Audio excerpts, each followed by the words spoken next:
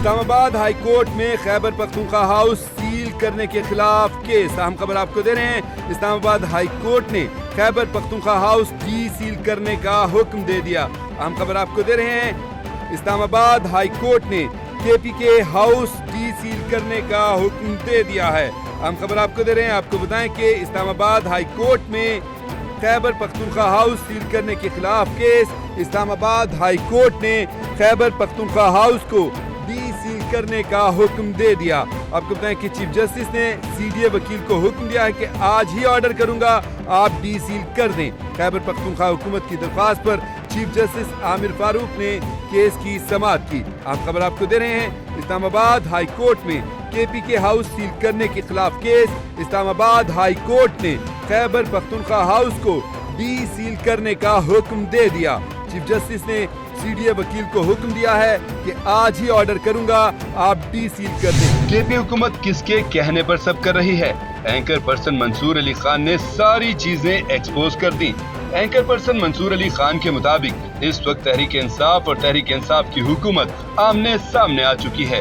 تحریک انصاف کی صوبائی حکومت جو بھی بیان دے رہی ہے اس کی اصل وجہ پنڈی ہے. اگر آپ یہ سمجھتے ہیں کہ کے پی حکومت نے جو بھی فیصلہ کیا وہ اسٹیبلشمنٹ کے آشیرواد کے بغیر کیا تو یہ آپ کی خام خیالی ہے.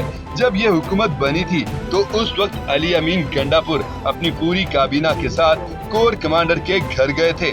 یہ خبر بتائی نہیں بلکہ لیک ہوئی تھی.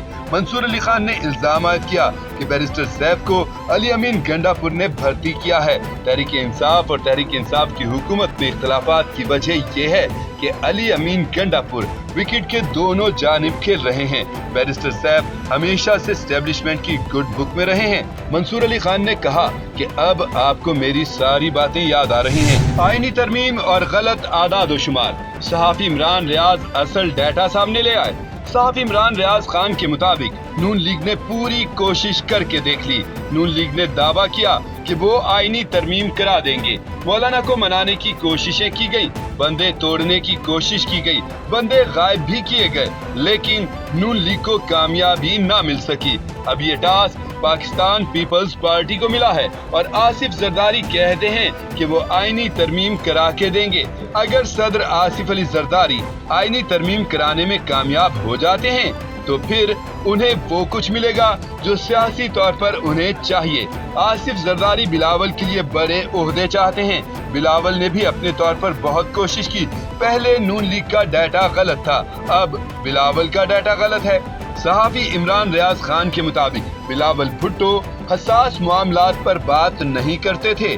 بات گھوم گھما کر آئینی عدالت پر ہی ہوتی تھی. آئینی ترمیم ہم نے اپنے 7 MNAs کو چھپا دیا ہے. حکومت کے پاس نمبرز پورے نہیں ہیں. علی امین گنڈاپور کہاں غائب ہوئے تھے؟ شیخ وقاص اکرم کے دعوے نے مہر بخاری کو بھی چونکا دیا. ایک نجی چینل کے پروگرام میں اینکر پرسن مہر بخاری سے گفتگو کرتے ہوئے پاکستان تحریک انصاف کے سینئر رہنما شیخ وقاص اکرم کا کہنا تھا کہ حکومت کے پاس ترمیم کے لیے نمبرز پورے نہیں ہیں. ہمارے MNAs پورے ہیں. حکومت کے پاس نمبرز پورے ہوتے تو یہ آئینی ترمیم لا چکے ہوتے. نمبر پورا کرنے کے لیے MNAs کو گھروں سے اٹھایا گیا. ہم نے اپنے 7 MNAs کو چھپا دیا ہے. اب وہ 7 MNAs حکومت کے پاس نہیں ہیں. ہمارے MNAs کو ہراساں کیا جا رہا ہے. مولانا فضل الرحمان سے متعلق سوال پر شیخ وقاص اکرم کا کہنا تھا کہ آئینی ترامیم کے معاملے پر مولانا نے ضمانت دی ہے کہ اپنا کندھا استعمال نہیں ہونے دیں گے. شیخ وقاص اکرم نے مزید کہا کہ اسپیکر قومی اسمبلی کے خط سے بھی ظاہر لگ رہا ہے کہ ان کے نمبرز پورے نہیں ہیں. چیف جسٹس سے متعلق سوال پر شیخ وقاص اکرم نے کہا کہ قاضی فائد عیسیٰ کو گھر جانا ہوگا. جبکہ وزیر اعلیٰ خیبر پختونخوا کے غائب ہونے کے معاملے پر کیے گئے سوال کے جواب میں شیخ وقاص اکرم نے کہا کہ علی امین گنڈاپور نے بتا دیا ہے کہ وہ کہاں تھے. ایک دن ملک بند ہونے سے 190 ارب روپے کا نقصان ہوتا ہے. ملک ہڑتالوں کا متحمل نہیں ہو سکتا. وزیر خزانہ محمد اورنگزیب نے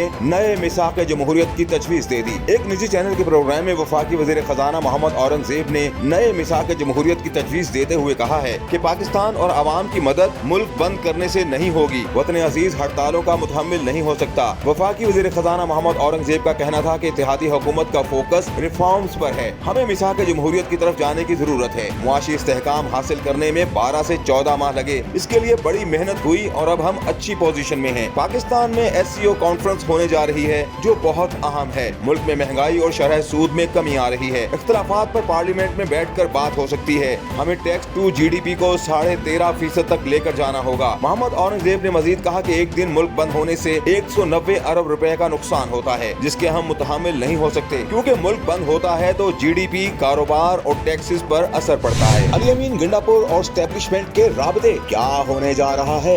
मुनीफ फारूक की खबर ने शाहजेब खानजादा को भी चौंका दिया। एक निजी चैनल के प्रोग्राम में senior anchor person Shahzeb Khanzada ने सीनियर सहाफी मुनीफ फारूक से सवाल किया कि अली अमीन गंडापुर जिस तरह इस्लामाबाद पहुंचे, फिर गायब हुए और फिर मंजर आम पर आए और जो वो दावे कर रहे हैं, क्या एस्टेब्लिशमेंट के साथ बातचीत की कोई नई वीडियो ओपन हुई है? मुनीफ फारूक ने जवाब दिया कि अली अमीन गंडापुर के साथ एस्टेब्लिशमेंट का इस हद तक तो राबिता रहा है और अब भी है कि वो अली अमीन गंडापुर को कहते हैं आप अपने सूबे की तरफ देखें, उस पर तवज्जो दें, दहशतगर्दी बढ़ रही है, कोई तरक्याती काम नहीं हो रहा, जबकि उसके बरक्स पंजाब में बहुत काम हो रहा है। इसके अलावा अली अमीन गंडापुर थोड़ा बहुत इमरान खान के लिए रिलीफ भी उनसे लेते रहे हैं, इमरान खान से मुलाकातों के लिए भी उनसे मदद लेते रहे हैं। तो ये कम्युनिकेशन तो अली अमीन गंडापुर के साथ हो रही है, लेकिन अली अमीन गंडापुर के ऐसे कोई राबिते नहीं हो रहे जिससे कोई मेजर पॉलिसी शिफ्ट हो। मुनीफ फारूक ने मजीद कहा कि एस्टेब्लिशमेंट की पॉलिसी ये है कि वो अब इमरान खान को रियासत मुखालिफ नहीं, फौज मुखालिफ समझते हैं, इसलिए उनके लिए अब कोई आसानी नजर नहीं आ रही। मंसूर अली शाह चीफ जस्टिस बने या ना बने, मौजूदा सिस्टम 5 साल चलेगा। ग्राउंड रियलिटी क्या है,